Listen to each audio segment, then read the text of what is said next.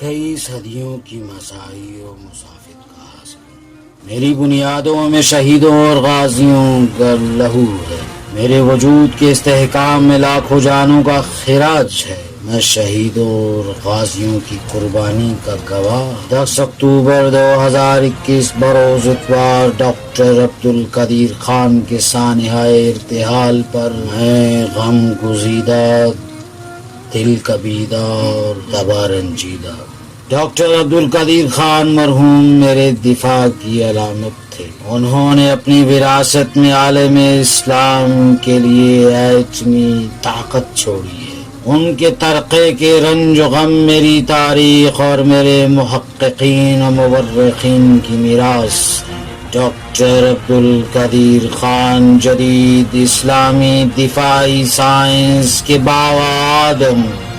مجھے امید ہے کہ ان کی خدمات اور میرے یہ الفاظ میری تاریخ کا حصہ ہوں گے۔ اللہ تعالیٰ نے میرے سینے پر بسنے والے مسلمانوں کو 4 بڑے قائدین سے منوّز کیا، پھر میرے کچھ بیٹوں کو میرا نام پوری دنیا میں روشن کرنے کے لیے منتخب کیا۔ میرا نظریاتی بانی قائد ڈاکٹر علامہ محمد اقبال تھا، جس نے میری مٹی کو دین اسلام کی غیرت و حمیت کے چاک پر چڑھایا۔ پھر مجھے اس نظریے کا مسیحا قائد اعظم محمد علی جناح ملا، جس کی سیاسی بصیرت نے میری تحریک میں روح پھونک کے مجھے وہ وجود دیا کہ تم آج مجھ پر آزادانہ حکومت کرتے ہو۔ پھر مجھے قائد دفاع پاکستان ڈاکٹر عبدالقدیر خان ملا۔ اس نے مجھے اسلام کا قلعہ بنا کر ناقابل تسخیر بنا دیا۔ پھر مجھے قائد عوام ذوالفقار علی بھٹو ملا، جس نے میری راہ کا تعین کیا۔ اس نے مجھے اپنے بھائیوں سے ملانے کی کوشش کی۔ یہ چاروں قائدین میرے سر آسماں چمک چمک کے پلٹ گئے۔ اللہ تعالیٰ نے مجھے اپنے خاص بندوں سے نوازا جو اپنے حصے کا کام کر کے چلے گئے۔ میرے ترکے میں ان کو رنج و ملال ملا، میرے بیٹوں نے ان کی قدر نہ کی۔ میرے مصور کے جنازے میں موجود لوگوں کو نہیں تھا معلوم اقبال کیا ہے۔ میرے قائد اعظم کے بارے میں لوگوں کو آج تک نہیں معلوم، اس پر تو دفتر تحقیق ہی بند ہے۔ میرے جمہور نے ذوالفقار علی بھٹو کو بھی رسوا کیا، کیا نہ کیا۔ میرے محسن کی تیمارداری اور اس کے جنازے پر میرے وزیر اعظم کا نہ آنا کوئی بڑی بات نہیں ہے۔ بڑی بات تو یہ ہے کہ میرے پڑوسی دشمن کو ایٹمی صلاحیت بنانے والا ایک اقلیتی مسلمان سائنسدان ABG ڈاکٹر عبدالکلام مسلمان ہو کر بھی میری ہمسایہ دشمن ریاست کا تاحیات صدر رہا۔ اس ریاست میں جہاں ہندوتوا کا راج ہے، جہاں مسلمانوں کے خون سے ہولی کھیلی جاتی ہے، قصہ درد کس کو سناؤں؟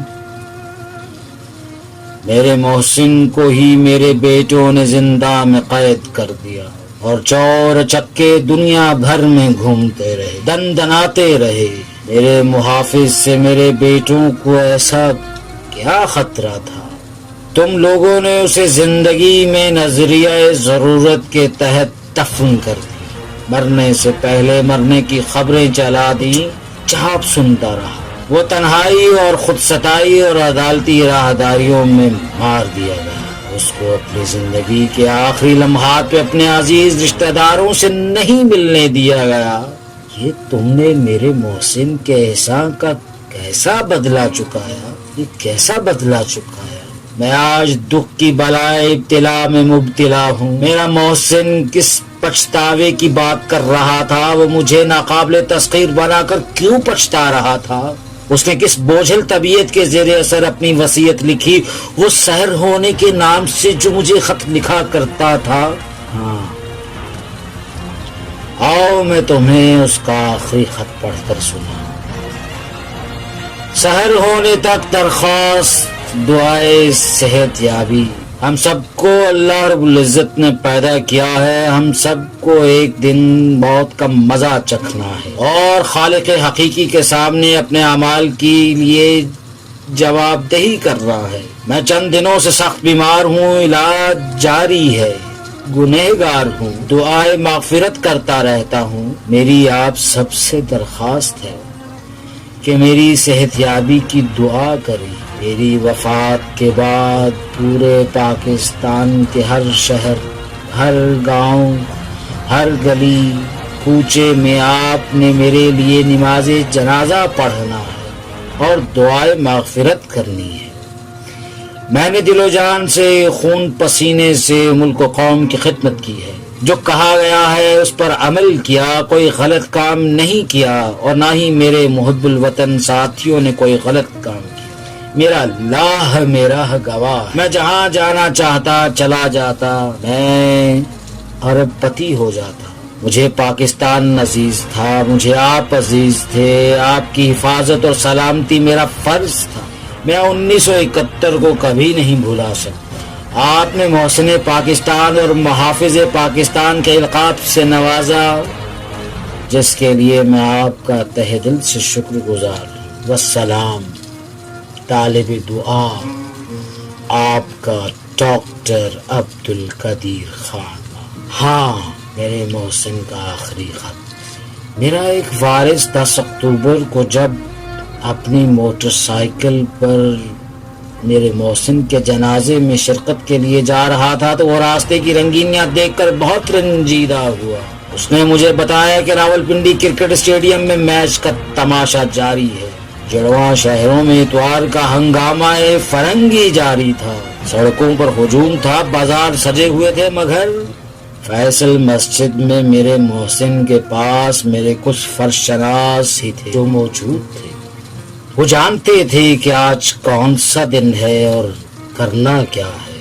میرے بیٹو، ہونا تو یہ چاہیے تھا کہ میرے محسن کی وصیت کے مطابق ہر گلی میں نماز جنازہ ادا ہوتی، ٹی وی پر خبروں سے بڑھ کر خراج عقیدت پیش کیا جاتا، مگر افسوس ایسا نہ ہوا۔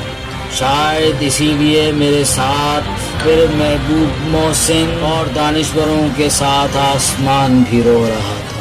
وہ دیکھے محسن کو، اس کی قبر ابھی تک گیلی ہے۔ میرے جوانوں، آخر تم نے ہیروز کی قدر کرنا کب سیکھنا ہے؟ دیکھو، تم مجموعہ ازداد و تضادات بن چکے ہو۔ ذوالفقار علی بھٹو تمہارا ہیرو، اسے پھانسی کے گھاٹ اتارنے والا بھی تمہارا ہیرو، اس کی بیٹی بھی ہیرو، اس کے قتل کرنے والے بھی تمہارے ہیرو۔ میرا محسن ڈاکٹر عبدالقدیر خان بھی تمہارا ہیرو اور اسے قید کرنے والا بھی تمہارا ہیرو۔ میں تمہیں نصیحت کرتا ہوں کہ اس نفاق سے باہر نکل آؤ۔ جو قوم اپنے قومی افتخاران اور ہیروز کو بھلانے کی کوشش کرتی ہے وہ بے سر و ساماں ہو جاتی ہے۔ دولت اور قوت اس کو کبھی سرخرو نہیں کر سکتے، آخر میں تباہی اس کا مقدر ہوتی ہے۔ دیکھو، اگر تم میرا سینہ چیرو گے تو میں تمہیں گل و گلزار کر دوں گا، تمہاری قسمت بدل دوں گا۔